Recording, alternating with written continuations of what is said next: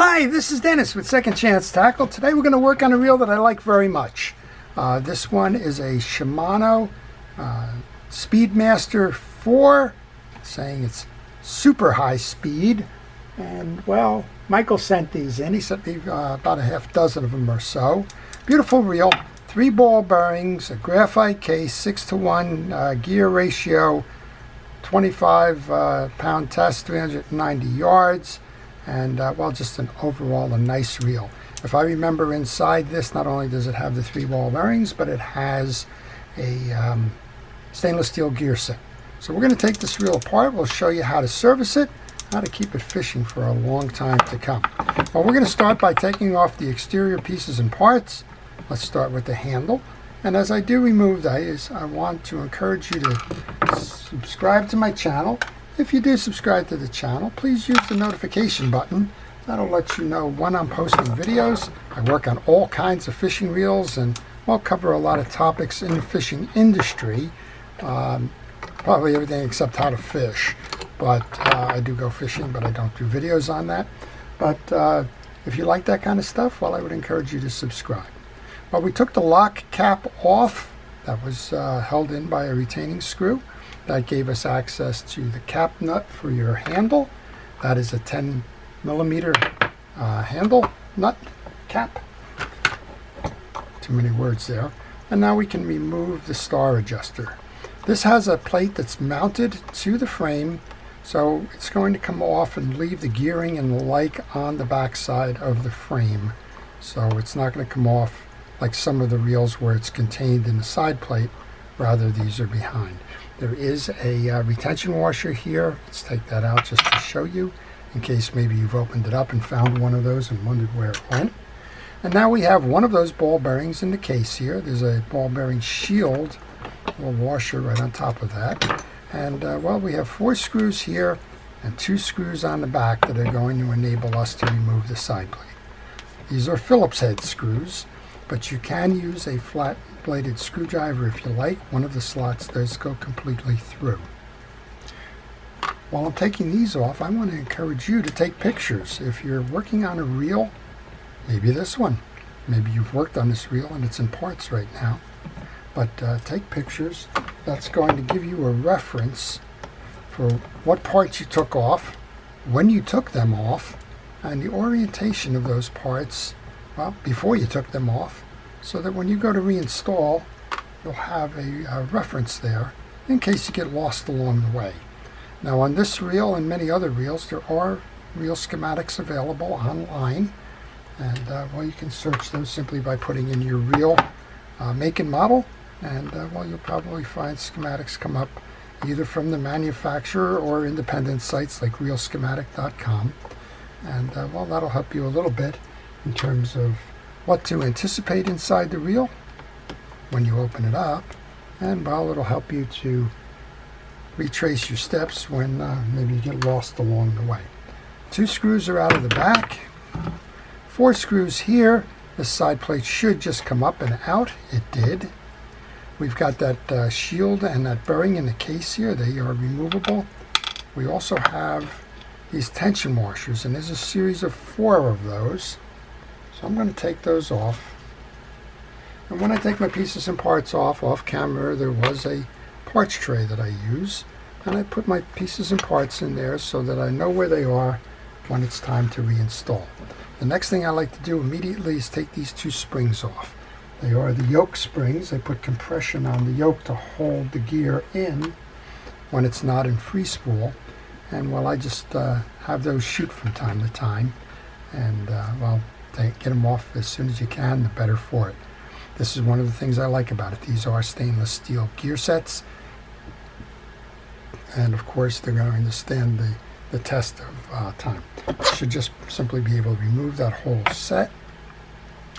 Then we have our pinion gear and yoke, and we have our jack, and you don't usually need to take this thing off, but this is your click ratchet.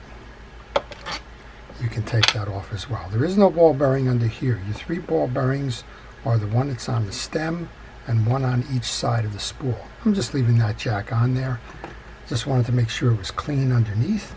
And there's a bushing under here, so you can go ahead and oil underneath that gear stem as well.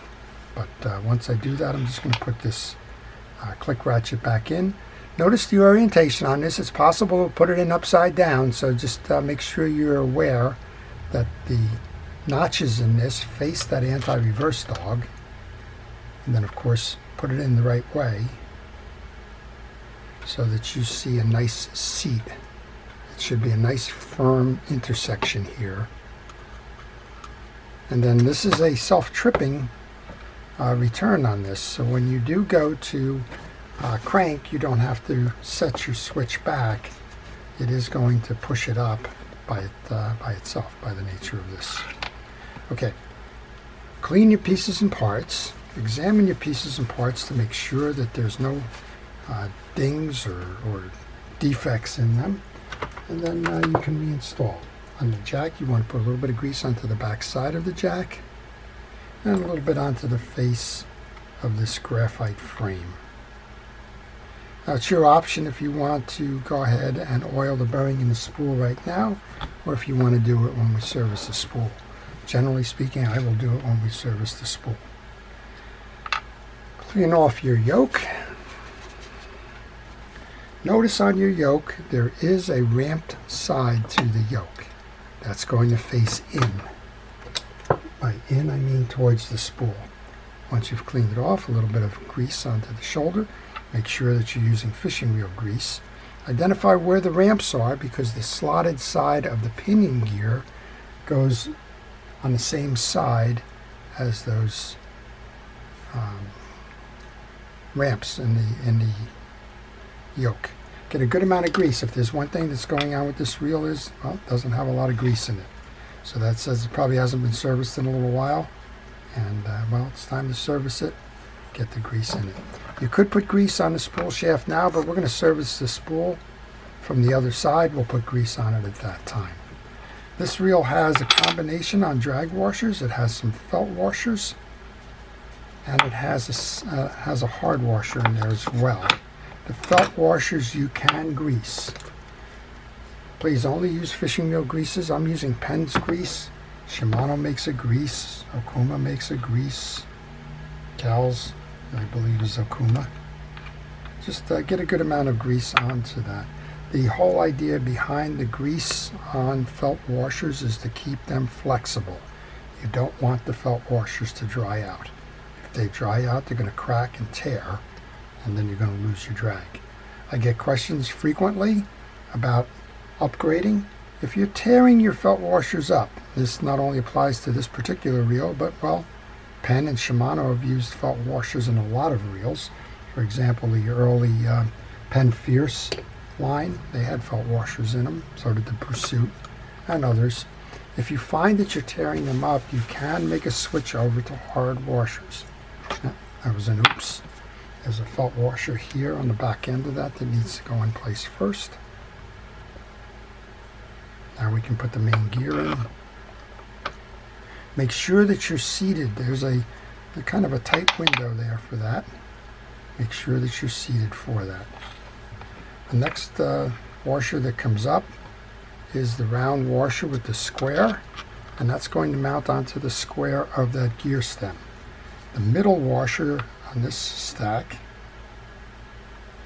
is the hard washer. You don't need to lubricate that because it will not absorb anything.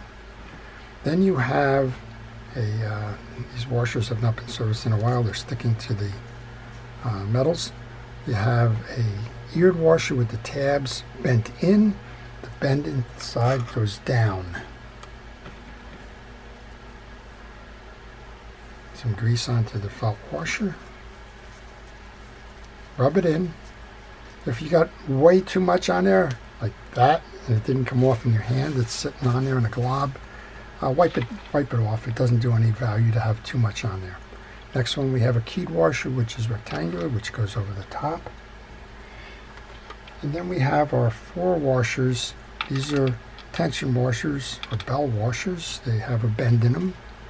The bend faces up on the first, down on the second, and is repeated for the other 2. Up on the top, facing down. And then this one you can put in now or you can put it in later. There's a bearing shield next. Then we have this open bearing, and we have a bearing washer up top here. Kind of hard to see. And I oil the bearings, I don't grease them. It's your option. I'll just put that on here. It may pop out when I put the case back on, but that's it's a chance we'll just take here. Okay, on the inside of the reel, there's nothing going on here. You can put a little bit of grease into the hole where that end of the spool is going to meet the spool adjuster, a little bit onto the eccentric. I like to put the eccentric into the top position, and I like to push the yoke down just a little bit. Now when you go to mount the case, because of that, it's not going to seal tightly right away.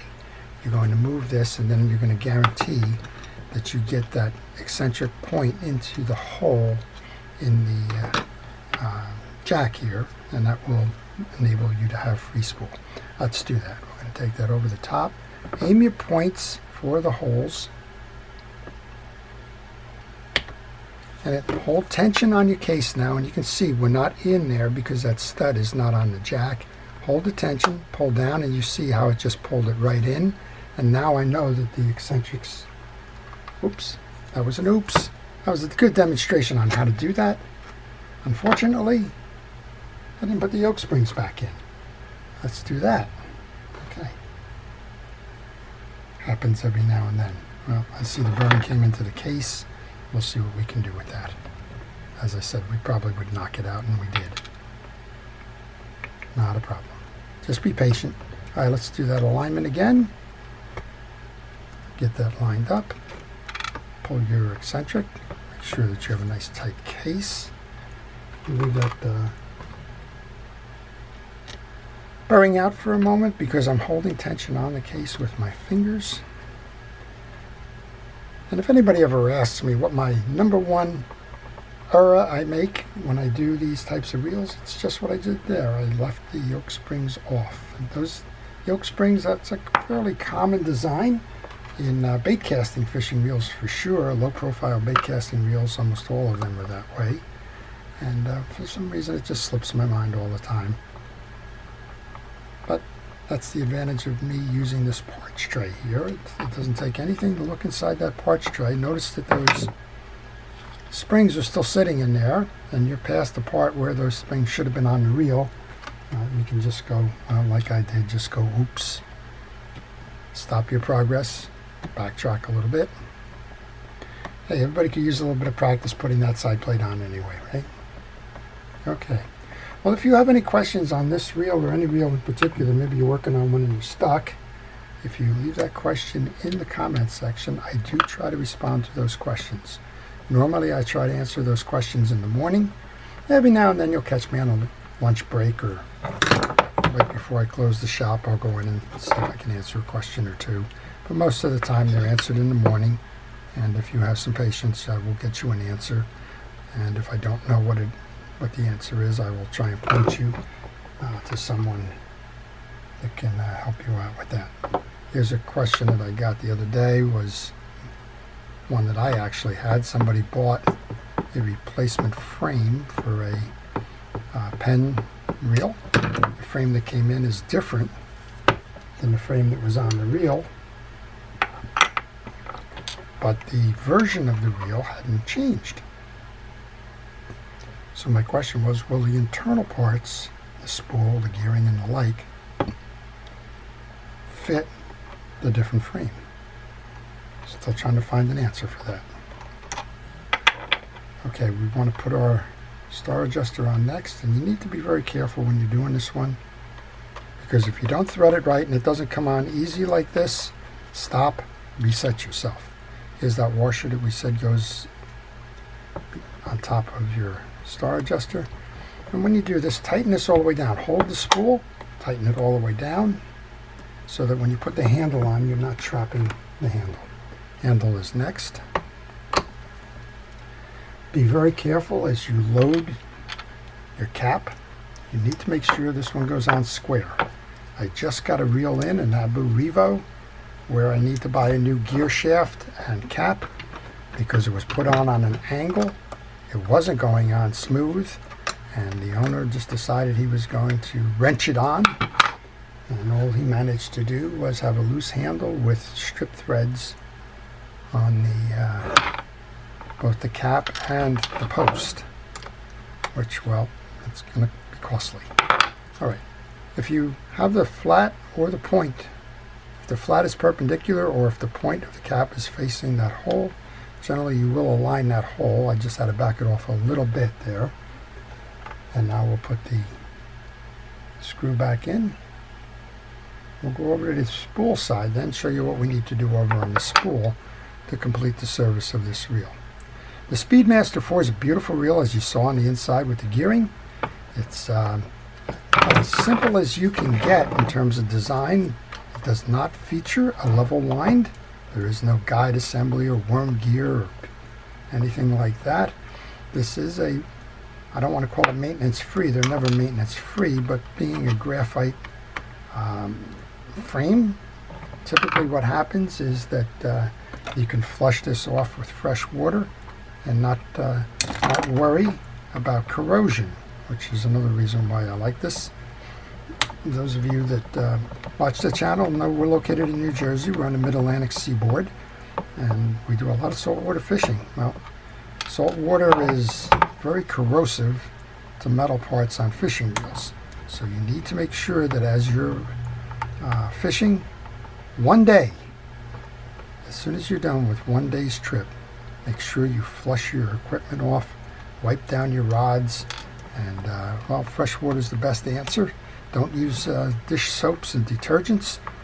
By their nature, they're going to be degreasers, and degreasers are going to pull the grease that we just put in this reel right out of it. So flush your reel with fresh water. I recommend taking it and putting it in a pail, and that pail will allow the fresh water to get in the all of the cracks and crevices of the reel, wash out any micro sands and salts, and enable you to keep it fishing without worry. We just oiled bearing number 2. We have the spool shaft. We're going to put the grease on. As I mentioned, you probably could have put the grease on earlier. You might have risked pulling the grease off when you reinstalled, but that's okay. A little bit on the back side of that.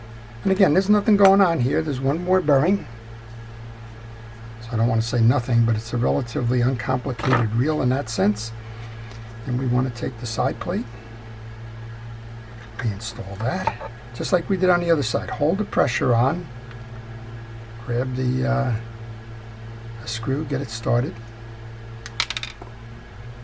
Make sure your holes align. I guess I wasn't aligned with that one. When you take your side plate screws off, mental note, make sure that the screws are all the same size. They are on this reel. They're not on every reel. If you find that you have a screw that's long or short or fat or skinny or whatever that's different, you want to note the places where those screws go.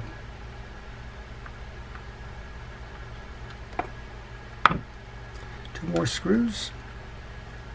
We'll give it a test. So Michael sent me about 6 of these. Once I do one of them, well, it should be easier to do the others. One more screw. Let's see what we do. Again, this is the Shimano Speedmaster. My guess is this is right around 2000 when this reel came out. And as they say, they don't make them like this anymore. And that's a shame. All right, let's see what we got. We should be in free spool now. Look at that. Spins nice and free and easy. Let's go into gear. Turns like a charm. Look at that. If anytime you can do this with a reel, you're in good condition. Well, check your spool. You have a spool adjuster here. Turn it counterclockwise. It will make the spool spin faster in free spool for casting and the like. Turn it clockwise. You'll clamp down on it. It will turn a little bit slower.